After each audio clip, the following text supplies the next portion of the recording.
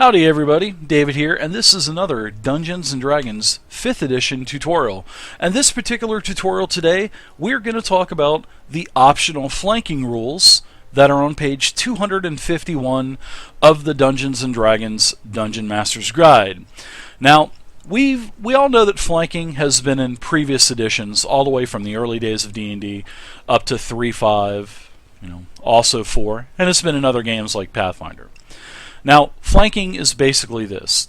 You gain combat advantage, or you gain some kind of tactical advantage for flanking a target, you being on one side and one of your allies on the other side. Now, this can work in both theater of mind, and this can also work on a grid. Now, as you can see in front of you, I have several small grids, and actually the excerpts from the Dungeon Master's Guide that I scanned out of it. Now, the optional rule for flanking is this. If you regularly use miniatures, flanking gives combatants a simple way to gain advantage on attack rolls against a common enemy. So, what this is when you are flanking the creature, you will gain advantage. You and your ally that you're flanking. Advantage in Dungeons & Dragons 5th edition is simple. It's this. You roll the d20 twice, and you take the higher of the two rolls. So that's really powerful. That's really strong. And that's why it's an optional rule. So once you have, you have that set, you'll both roll your attacks, you'll have advantage. Now, a creature cannot flank an enemy that it cannot see. And also a creature cannot flank while it is incapacitated. Now what that means is this. If there's a wall between you, the creature, and your ally, that means that you cannot flank. Any kind of cover that would be, full cover, or I would even say probably just about 3/4 cover, that's pretty much not going to give you flanking. So you have to have nothing in between you, the creature you're flanking, and your ally. Now, it also states you cannot have any incapacitated condition. Now, incapacitated, that's pretty self-explanatory. Your ally will not gain the bonus if you're, knocked unconscious, incapacitated.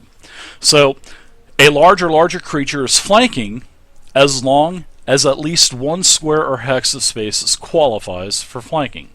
So we're going to go ahead and take a look at this. This is the one square. Alright, this is a medium creature. This is an orc. Now you can see here that we have one party member here to the south, and we are using grids. And optional rules will work for both squares and for hexes. So as you can see, there's one square of space in between both allies. It is in a straight line, so that qualifies for flanking.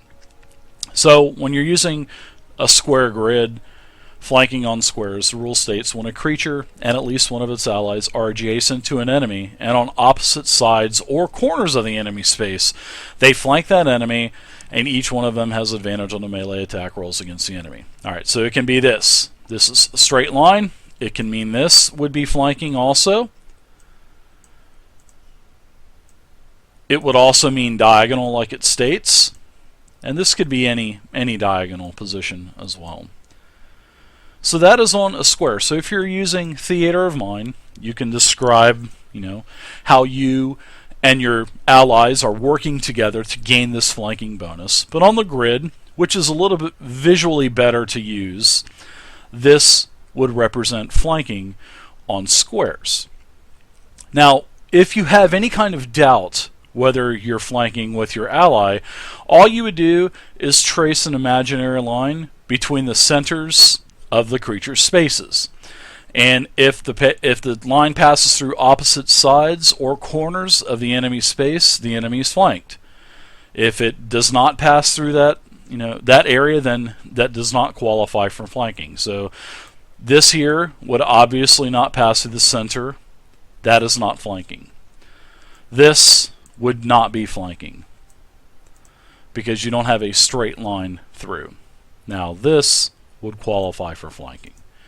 It's pretty easy.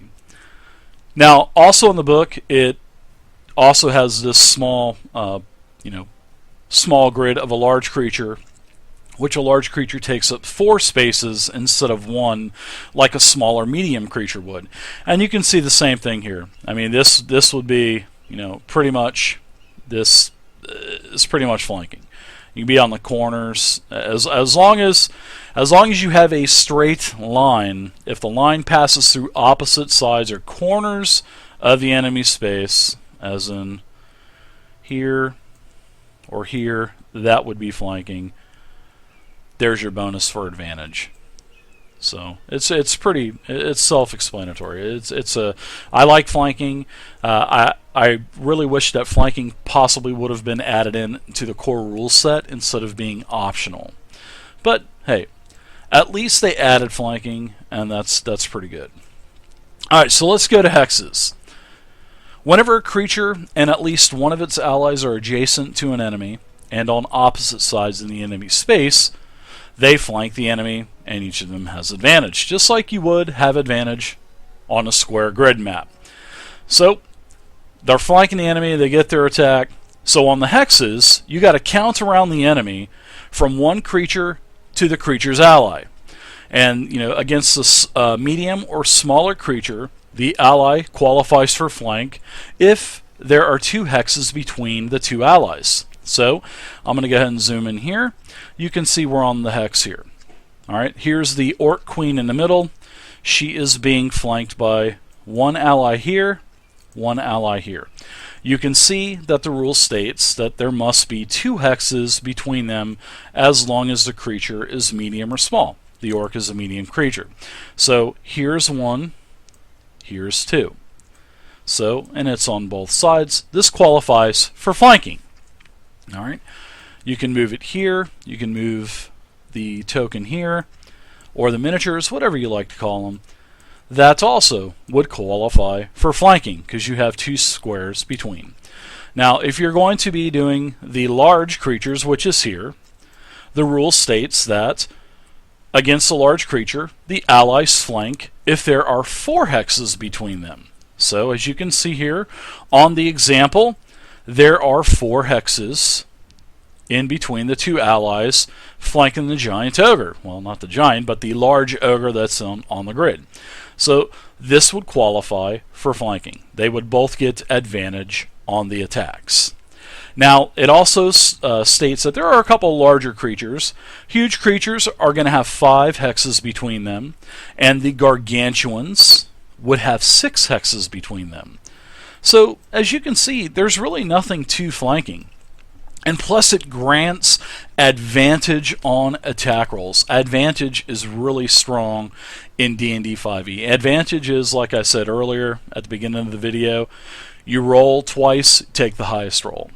Now, to even go a little bit more optional than what the rule states, what I would possibly do in my game, I think that, now this is not in the rule book, this is my opinion about flanking. I think flanking is possibly a little bit too strong, granting advantage on the attack rolls. Now, in other editions in the past, you've had a +2 bonus, possibly a +4 bonus. I would probably go the +2 bonus route for flanking instead of giving pure advantage. Because, like I said, I think, my personal opinion, especially with the way the proficiency system is, I think advantage could be a little bit too strong, but that's just my opinion. So I would go with a +2 if the creatures and the allies, they have a flanking. I'm going to incorporate this into my game for sure. I do like the flanking. I always have. So I will be giving a +2 bonus. Now, you can also take it a step further, and I've also read that a lot of people do not like the sneak attack mechanic and the way that the rogue gets sneak attack. So you could actually incorporate that also to where the rogue could possibly qualify to use sneak attack damage if he has some type of flanking bonus. So that is something to think about also. So what are your thoughts about this? I hope you guys enjoyed the flanking tutorial. I hope you learned a little bit. And please feel free to leave a comment down below. And if you liked what you've seen here, please subscribe to the YouTube channel. And If you need a character sheet, I have over 840 D&D 5e character sheets from levels 1 to 20, every class, every archetype, on nice 3-page PDF downloads that you can put on your phone, your tablet, or your PC and print them out and take them to your game. So, thank you again. Link will be down below for the sheets, and I'll see you next time.